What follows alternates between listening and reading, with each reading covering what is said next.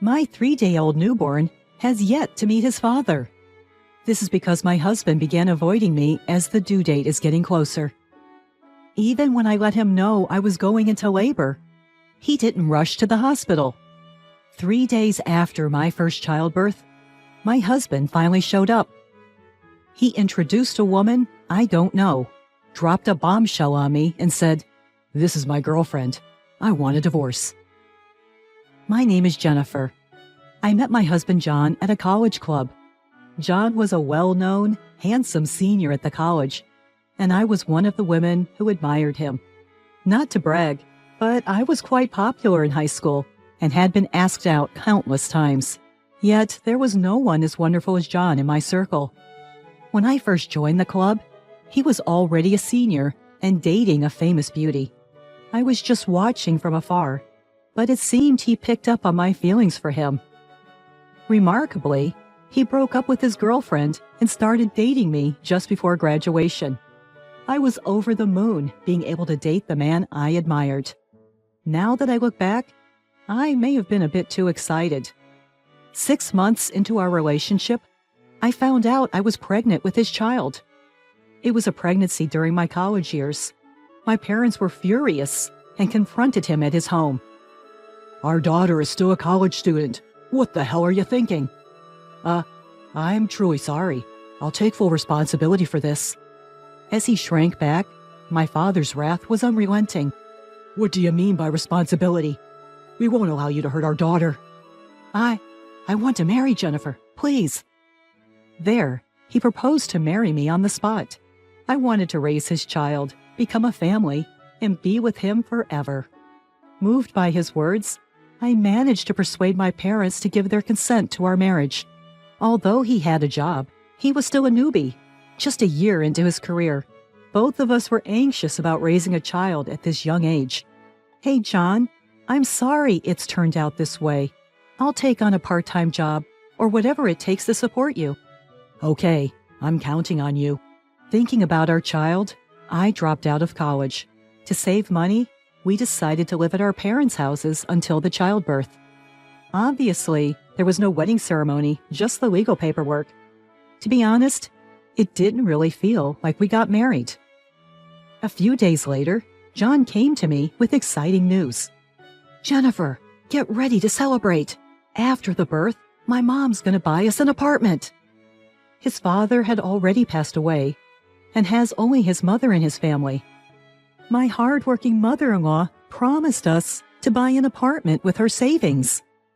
When I made a thank you call to my mother-in-law, she gave me comforting words. "It's better for a couple to live together right after childbirth, isn't it? You can take it easy at your parents' home until your body recovers and get used to childcare." Though it is still a long way off to live together, he was apparently making frequent trips to the apartment to prepare for our new life. Being busy with these preparations, his visits to see me at my parents' home dwindled. I was suffering from severe morning sickness and couldn't move around much, so I couldn't visit the apartment and all the preparations were left to him. "Hey, John, my belly's growing quite a bit, so I wish you'd come to see me more often."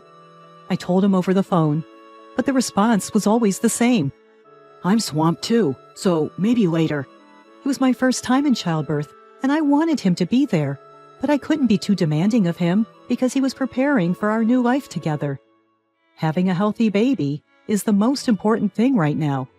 That's what I kept telling myself, and I tried to be patient. But even my due date approached. He still didn't come to see me. I sent him a message on Facebook just in case. "Right? We should start thinking about a name for the baby. Come see me when you have time." But no matter how many times I messaged him, I didn't get a reply. I didn't get to talk to him at all, and my due date arrived. That night, my contractions started, and we rushed to the hospital. My mom tried to call him, but he didn't answer. Maybe he was still at work. She left a message on his voicemail. "John, Jennifer is in labor. We're at the hospital now, so please come down here as soon as you hear this." I endured the pain of the contractions while waiting for him, but he didn't show up or even call back. I was taken to the delivery room and gave birth to a healthy baby. and he didn't arrive after all. Seeing my child for the first time was indescribably wonderful, but everything from holding to feeding was new and scary. I wonder when he is coming to see the baby. I almost forgot about him until my mom said that. Now that I think about it, there's been no contact from him. I sent him another message asking him to come soon so the baby could see his daddy's face. Then finally I got a message. I'll be at the hospital the day after tomorrow. I was really excited waiting for him. I can't wait to show him our adorable child. He's going to be thrilled. 3 days after childbirth, I was soothing the baby in my hospital room, and then he finally showed up. There was a woman I didn't recognize standing closely behind him. She rudely approached the baby and said mockingly, "Wow, this isn't what I expected. Are newborns really this small? This is hilarious. Hey, we need to talk about this first." He didn't even look at the baby, and he was gently reprimanding the woman. What's going on? Who is she? I was completely confused. John, who is she? Oh, let me introduce you. This is Ava, my new girlfriend. A new girlfriend? My mind went blank. I didn't say anything until you safely gave birth, just to be considerate. But you seem fine, so I guess it's all good. Wait, hold on. I don't get it. The Ava I was introduced to is draping her arm around him, talking in a cloying voice. Oh, John, you've got to spill the beans to her. She's lost in the sauce. Seriously, she's been cooped up in the house the whole pregnancy. I guess it's not just her body getting sloppy, but her brain too. John is just going with the flow, not shaking off Ava's arm, and they're both having a good laugh. What? What in the world is going on? He coldly let it out while I was taken aback. I'm telling you that I've decided to be with Ava, so I need you to sign the divorce papers. Divorce? Don't say it like it's no big deal. What about our baby? Before I knew it, I was going bananas. This can't be real. I can't accept this.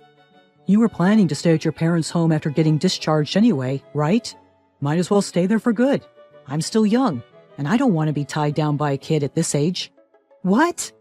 What are you talking about? You said you'd man up. Your old man was breathing down my neck. I had to say something to calm the waters, you know. That's why I blurted out, I'll marry her. It was just a stroke of luck that your dad bought it. Huh. What about the condo your mom set up for us?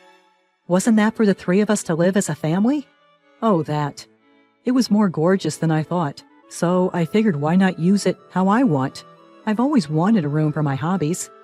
So you weren't going to the condo frequently to get it ready for us? No way! Haha. With a kid around, it'd get messy in a jiffy.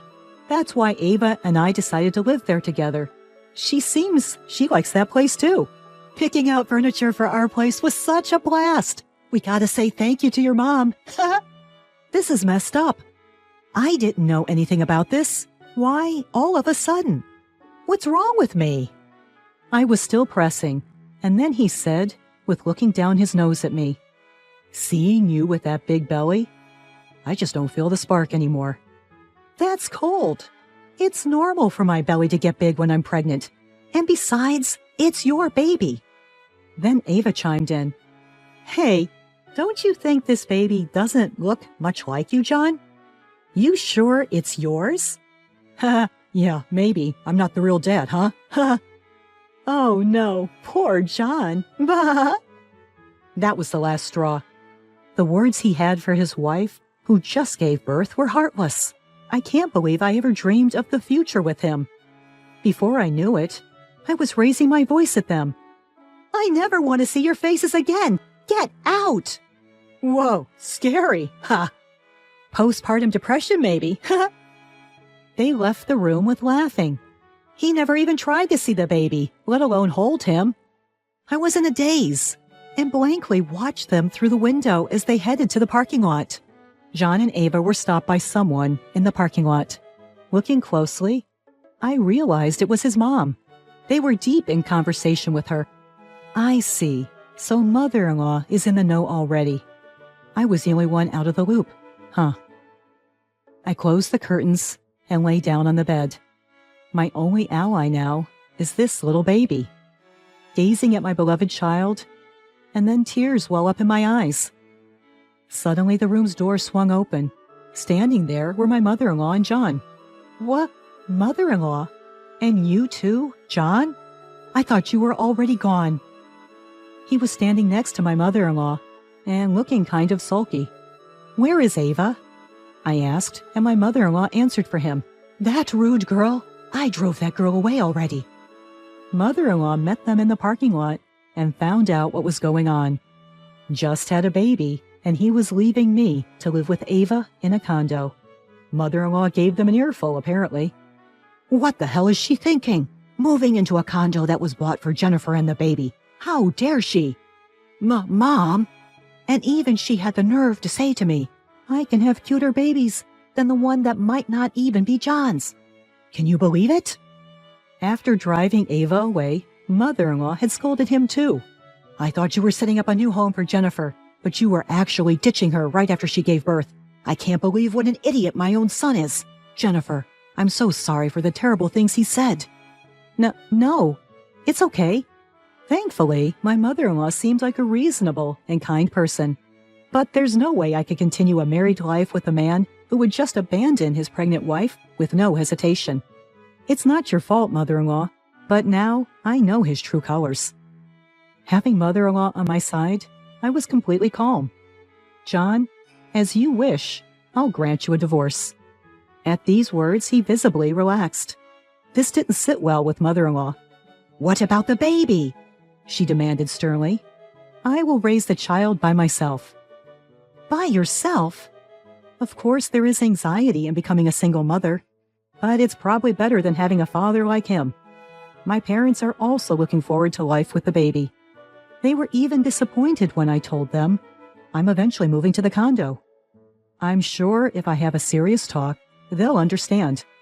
After hearing my story, mother-in-law muttered regretfully, Well then, I was looking forward to being a family with you and my grandchild.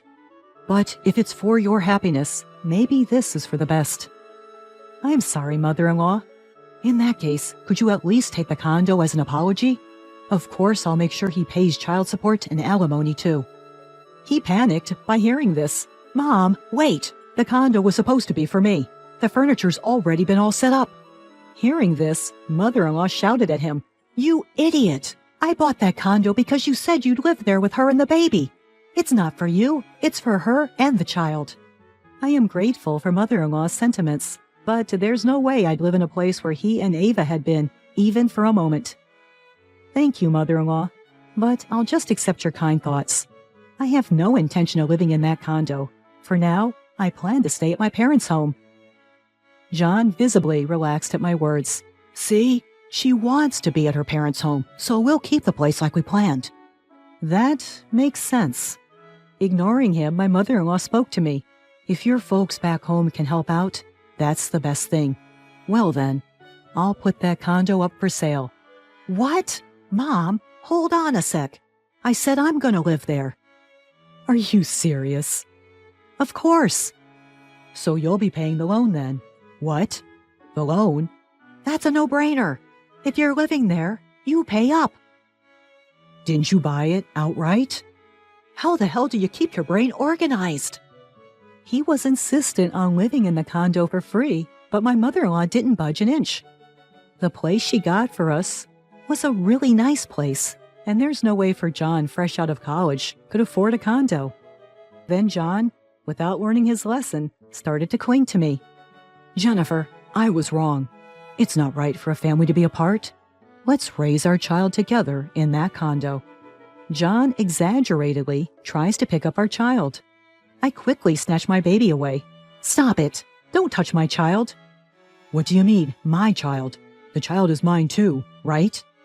You just said a minute ago, I don't know if this child is mine or not. Well, that's... I'm only divorcing because you said you wanted to. I have no intention of staying with you. It's better for my child not to have a deadbeat dad like you. Please, Jennifer, wait. Ignoring a pale-faced John, my mother-in-law is nodding in approval. Come on, Mom. Say something for me, too. Don't pull this stunt now. You just want to get back together so you don't have to give up the condo, right? She and I can see right through you. Mom? Enough. You show no love to your own child, and yet use as a pawn now? You moved in without asking so you and Ava can take care of moving the furniture and cleaning the place. Scolded by my mother-in-law, it seems like he finally gave up on the condo. Moreover, my mother-in-law is making him restore the place to its original state. My name is still on the deed. If you can't do it, I'll sue you for trespassing for all the times you've been in and out. After I left the hospital, the divorce went smoothly, thanks to my mother-in-law. After that, he apparently bit the bullet and cleared out his furniture and seems to have arranged for a house cleaning. Because he and Ava were boozing and making a mess in the apartment almost every night, so the cleaning cost an arm and a leg, even though he had just moved in. In light of this incident, his mother-in-law is pumped up and saying, "I'm going to straighten out my son's act." She's making him take on an additional part-time job and is stashing away money for alimony and child support to give to me. Having no money and time at his disposal, he was promptly dumped by Ava. After all, it seems she was just cozying up to him for his cash. On the other hand, I moved back in with my parents after giving birth, and we're all pitching in to raise the child as I had vowed.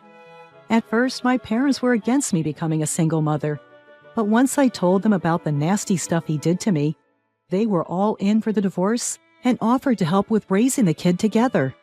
Holding back my dad, who looked like he was about to march over to John's place and give him a piece of his mind, was a challenge, though. Thanks to the support of the mother-in-law, alimony and child support payments are coming in without a hitch from him. Now that I don't have to worry about money, I can probably afford to postpone going back to work. When the kid grows up, there will come a time when I'll have to talk about his father, but I'm sure the day will come when he will understand my decision. I made a vow to myself that I will pour all the love I can into this child and make my child happy. Not just from me, but enough to cover for his absent father as well.